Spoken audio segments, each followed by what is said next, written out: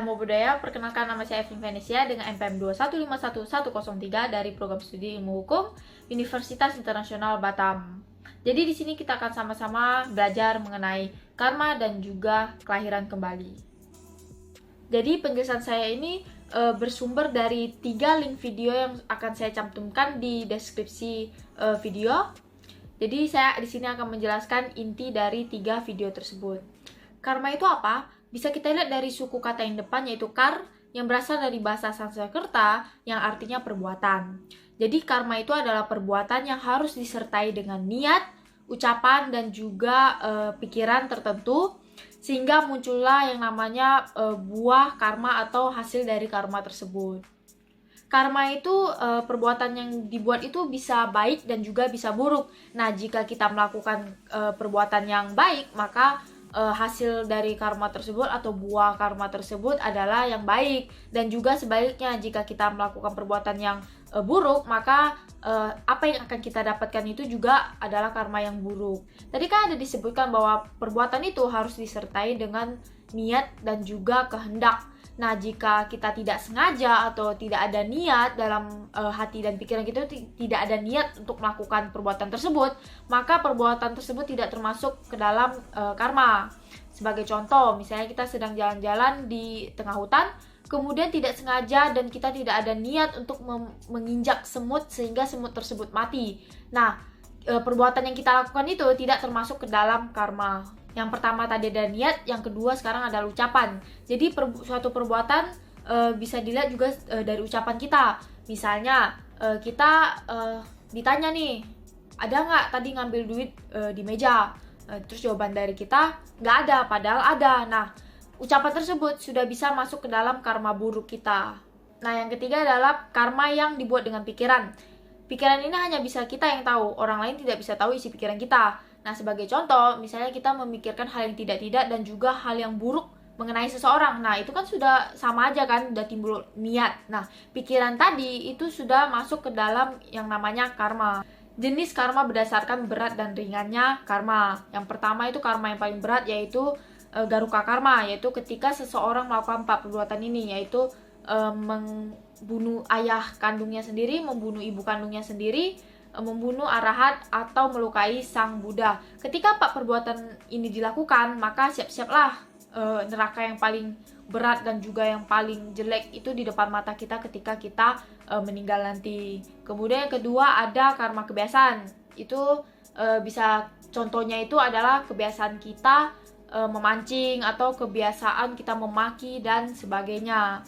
Kemudian ketika karma 1 dan 2 ini tidak ada, maka karma yang menjelang kematian ini akan berperan, yaitu pikiran kita sebelum meninggal atau juga bisa perbuatan negatif kita sebelum meninggal.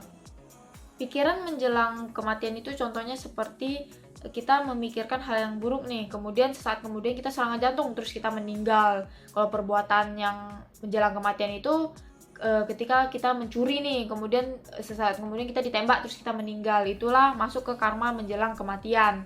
Ketika karma yang 1, 2, 3 ini tidak ada, maka karma keempat ini yang berperan, itu perbuatan yang hanya jarang kita lakukan, yang hanya 1, 2, 3 kali kita lakukan. Contohnya ketika kita masih kecil, kita ada nih mengambil duit orang tua tanpa kita kasih tahu, tanpa kita lapor. Nah, itu termasuk ke dalam karma yang jarang kita lakukan. Nah, di judul kan ada karma dan juga ada tumimba lahir. Karma sudah dijelaskan tadi itu apa. Nah, tumimba lahir itu adalah kelahiran kembali, yaitu situasi di mana ketika kita meninggal, kita akan dilahirkan kembali di kehidupan selanjutnya dengan karma yang telah kita pupuk, mau karma baik atau karma buruk. Jika kita melakukan karma buruk, maka kehidupan selanjutnya kita akan hidup dengan sengsara dan juga sebaliknya. Karma dan kelahiran kembali tentunya memiliki kaitan yang sangat erat ya. Bisa kita lihat dari kapan karma itu matang atau berbuah. Karma itu matang atau berbuah itu bisa ketika kita buat kejahatan nih atau kebaikan, dia langsung keluar karmanya. Ada juga yang kita melakukan kejahatan atau kebaikan saat ini, nanti 10 tahun kemudian baru muncul buah karmanya. Dan bisa juga ketika kita melakukan karma di kehidupan sekarang, kehidupan selanjutnya baru kita dapat buah dari karma tersebut. Itulah kenapa tumimba lahir atau kelahiran kembali ini sangat berhubungan erat dengan yang namanya karma. Sebenarnya ada 4 cara bagaimana kita bisa mengetahui bagaimana kehidupan kita sebelumnya, sehingga kita bisa tahu karma apa saja sih yang kita perbuat. Yang pertama ada anak indigo. Orang indigo ini dia memiliki kemampuan lebih dalam hal indera keenam. Jadi ada beberapa orang indigo dia bisa melihat masa lampau kehidupan kita sendiri maupun orang lain.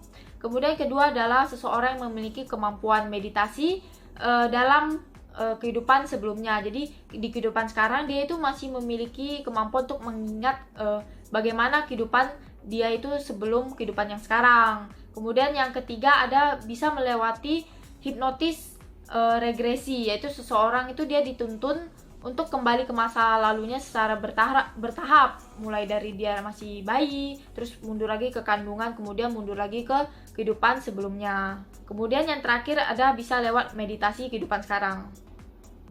Nah, jadi di kehidupan sekarang kita kan sadar kan kita itu bisa berbuat apa, terus bisa menanam karma apa. Nah, jadi kita bisa cegah untuk berbuat jahat dan kita bisa lebih banyak memumpuk perbuatan baik sehingga muncullah karma-karma baik. Nah, bagaimana jika kita itu dari kehidupan sebelumnya kita itu memiliki karma yang buruk? Kita harus gimana? Nah, di kehidupan sekarang kita banyak-banyaklah berdana dan juga function. Function itu melepaskan hewan yang kita beli nih. Biasanya orang mau beli hewan tersebut untuk dibunuh dan sebagainya, kita ini beli untuk dilepaskan. Jadi kita menyelamatkan hewan. Jadi kita banyak-banyak berbuat baik sehingga karma-karma yang kita kita bikin di kehidupan sebelumnya bisa kita hapus dengan perbuatan baik di kehidupan sekarang. Itu saja yang dapat saya simpulkan dari video yang telah dibawakan oleh almarhum Cornelis Wower dan juga Biku Tomo. Tanamlah banyak perbuatan baik sehingga menghasilkan karma baik, dan cegahlah perbuatan buruk untuk menjauhi karma buruk. Itu saja yang dapat saya sampaikan. Semoga ilmu ini dapat bermanfaat bagi kita semua. Terima kasih. Namo Buddhaya.